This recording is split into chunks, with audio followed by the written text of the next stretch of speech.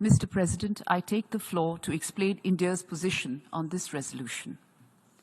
In our world today, we are confronted with escalating geopolitical tensions and unequal developments, resulting in a concerning rise in intolerance, discrimination, and violence based on religion or belief.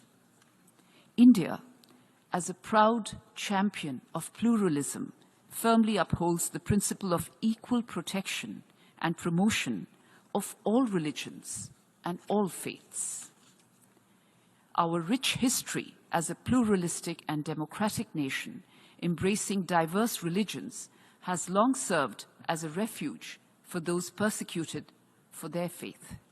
Whether Zoroastrians, Buddhists, Jews, or adherents of any other belief, they have consistently found in India a sanctuary free from persecution or discrimination.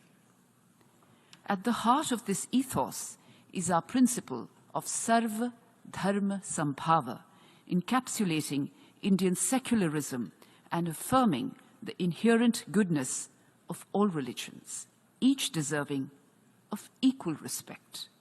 This principle isn't merely a facet of our culture, it is firmly enshrined within the Constitution of India. It is therefore with deep concern, Mr. President, that we observe the growing manifestation of intolerance, discrimination, and violence against followers of various religions. We condemn all acts motivated by anti-Semitism, Christianophobia, or Islamophobia. However, it is crucial to acknowledge that such phobias extend beyond the Abrahamic religions. Clear evidence shows that over decades, followers of non-Abrahamic religions have also been affected by religiophobia. This has led to the emergence of contemporary forms of religiophobia, particularly anti-Hindu, anti-Buddhist, and anti-Sikh elements. These contemporary forms of religiophobia are evident in the increasing attacks on religious places of worship, such as Gurudwaras, monasteries and temples, as well as the spreading of hatred and disinformation against non-Abrahamic religions in many countries. The destruction of the Bamiyan Buddhas, violations of Gurudwara premises, massacres of Sikh pilgrims in Gurudwaras, attacks on temples, and the glorification of breaking idols in temples all contribute to the rise of contemporary forms of religiophobia against non-Abrahamic religions. It is crucial to recognize, Mr. President, that Hinduism, with over 1.2 billion followers, Buddhism, with more than 535 million, and Sikhism, with over 30 million followers worldwide, are all subject to religiophobia. It is time that we acknowledge the prevalence of religiophobia rather than just single out one. In this context, I would ask all member states to consider the broader scope of religious discrimination that persists globally.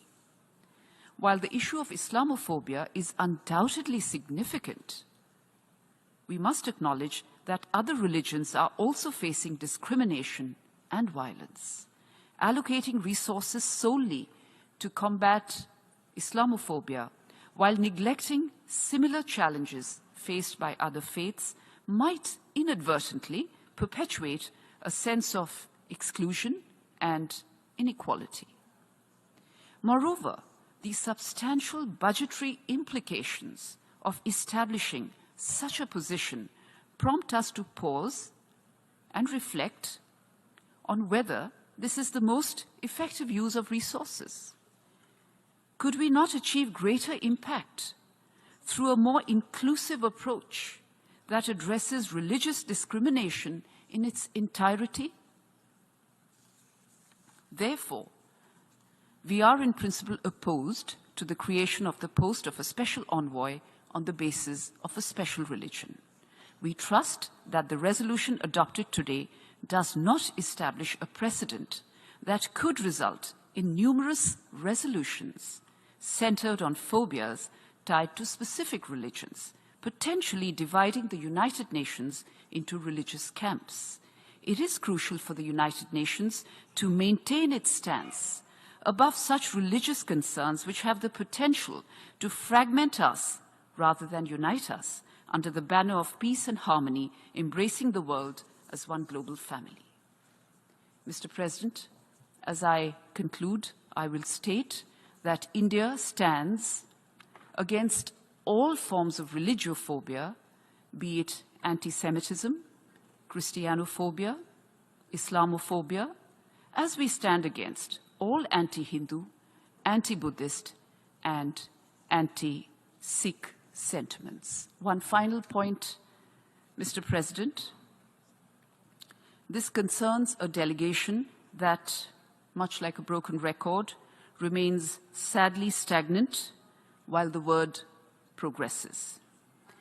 It is unfortunate indeed to witness this delegation's limited and misguided perspective on matters relating to my country, the more so when the General Assembly considers a matter that demands wisdom, depth, and a global outlook from the entire membership, perhaps not the forte of this delegation.